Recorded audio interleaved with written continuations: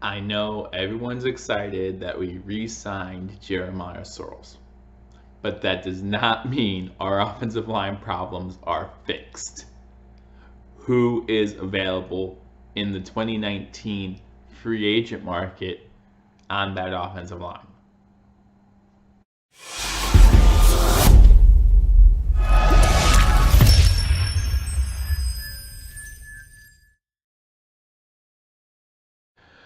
Welcome to Believe Talk. My name is Joe, and in this edition, we are going to discuss who is available on the offensive line this year in free agency. Who might we pick up? We know we'll probably go a little bit in the draft as well, right? We know that this offensive line is weak. We just yesterday or 2 days ago signed our offensive line coach or hired our offensive line coach. Yesterday, we re signed Jeremiah Searles. So what does that mean for the rest of this offensive line? It means we still have a lot of pieces to fill in, right? It's not like the offensive line's set. We know that we have pieces to fill in. Let's see who's available. Now, I know a lot of these names might not ring a bell to a lot of you, but I'll go over some names here. I'll probably go down this list a little bit, and then we'll talk about some names that spark an interest, right? We want to get some veteran leaders on this offensive line. We don't want just a bunch of young guys, right? I mean, we have Jeremiah Searles, been there 6 years now, but we need to get both veteran players and rookie or young players. This isn't like the running back position where we need to get younger, right? We can just start fresh and maybe get some veteran leadership. So like the first name on here, we're talking about Ryan Cleal, center. Now, I think the center position is pretty good, age 34, and his salary cap might be a little high. His salary number might be a little high for that center position. But just because he's 34 years old in this position, that doesn't mean we have to overlook him, okay? Maybe 1 or 2 years is what we need. But I think we have our center, so I'm not worried about that. So I think we can look at Ryan Cleal and go, boof, off the board. We're not going to look at center. Then you go to Mike Iupati, a big name guy from Arizona. Again, 32 years old, so getting up there in age, but he's probably the second best offensive lineman available in free agency. Do we want to go older, or do we want to get the younger guy?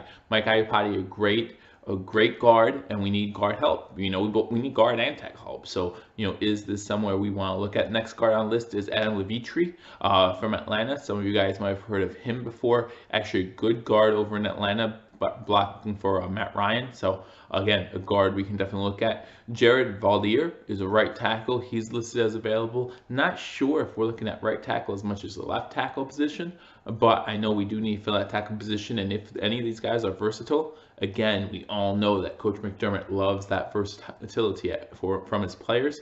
You just look at who we signed yesterday. Jeremiah Searles spent at least one down at each of the positions on the offensive line: left guard, right guard, or center, or guard, tackle, or center. And that was in the 2018 season. He ended the season as the backup center, and he started the season as the guard. So who knows what's going to happen there? Who knows what his role is going to be, if he's going to be listed as a starter going into next season, or if we're going to get some free agents to help fill that O-line, because we know that O-line needs help. That O-line was not good in 2018, needs help going into 2019.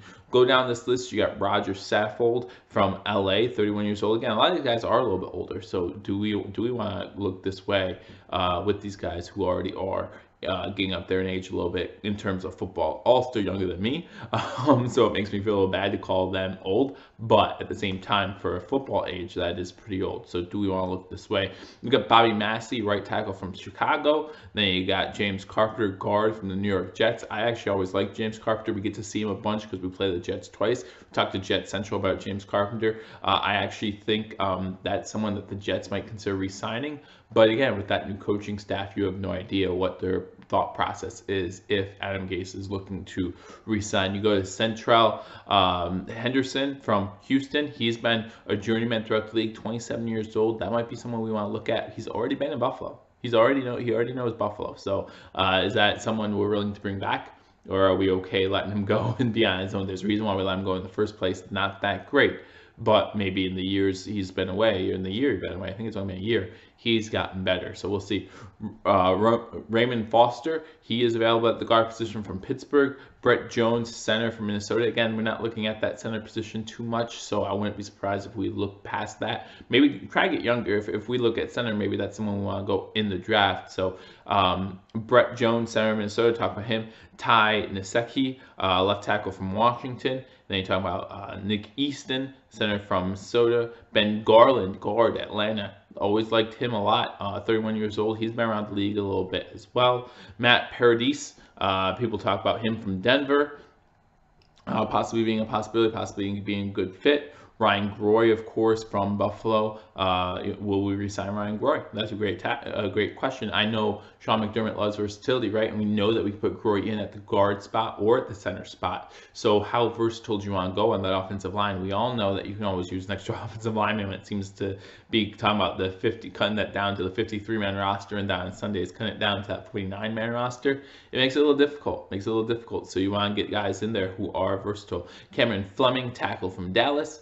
Benjamin Aguilana from the New York Jets, Matt Sloshing, guard from Indianapolis, Chance Warmack from Philadelphia, and Cedric Agbahi from Cincinnati. Those are some of the names of people available. I'm looking at Spot Track guys going over some of these names. There's much names. I think there's like 124 offensive linemen available in free agency, but as you go down, obviously a lot of these guys are unknown. Most of these guys are probably named on here are unknown to some of you. Some of the names I named are unknown to me, so don't feel bad if they're unknown to you, but that is who is available at the offensive line position for the Buffalo Bills if they seek them in free agency. Who do you want? Who do you want to get? I talked about a couple guys that I'm interested in. Who are you interested in? Who would you like to see from the guys I listed? Or is there a guy I missed? Is there a guy I didn't say his name and you're like, wait, Joe, you forgot about this guy? Forget about this guy who would fit in great in Buffalo. I happily talk about him too, but that's the names of these free agents. Again, we signed one yesterday, right? Jeremiah Searles re-signs with the Buffalo Bills. We don't have to worry about him. We saw Ryan Groy on this list. We know there's a couple other players on this list.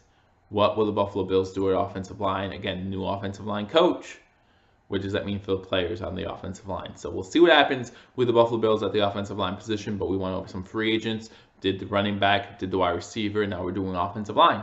So you guys know who is available in free agency, but if you haven't already, please subscribe to Believers Talk, guys. We will keep you updated on all free agent news, all trades, all draft news. As we get closer and closer to the draft, we'll do some draft analysis. We'll do some player analysis, who the Buffalo Bills might be targeting in the draft with that 9th overall position. Are we looking to trade up? Are we looking to trade back? What are people saying about the Buffalo Bills? It's all crazy leading up to draft day. I mean, we remember last year, draft day, everyone thought Sam Darnold, number one. Sam Darnold, number one. Until draft day, you start hearing, oh, wait, might be Baker. And then, what do you know? Baker Mayfield, number 1 overall pick. So, who knows what's going to happen from the draft? We will have that draft for you live. So hit that subscribe button, hit that notification bell, because who knows when we're going live. You know, we went live yesterday to talk about the new coaches. We've gone live before. I'll go live for Buffalo Sabres game. I'll go live for all Buffalo Bills games. We'll go live in March for March Madness when it comes to those Buffalo Bulls. Again, ranked for the first time. Lady Bulls trying to get into the tournament. They're struggling a little bit in the MAC, but who knows? Still a young season. We have plenty of ways to go before March, so I look forward to seeing both those teams make some noise going into March, and we'll have it for you right here on Believers Talk, where we cover all Buffalo sports news. So if you haven't already subscribed, hit that subscribe button, hit that notification bell, like this video, leave a comment. Like I said, if I forgot somebody, someone you like who I didn't say, be sure to mention me in the comment section. I'll happily get back to you and say, oh yeah, here's my thoughts on that guy.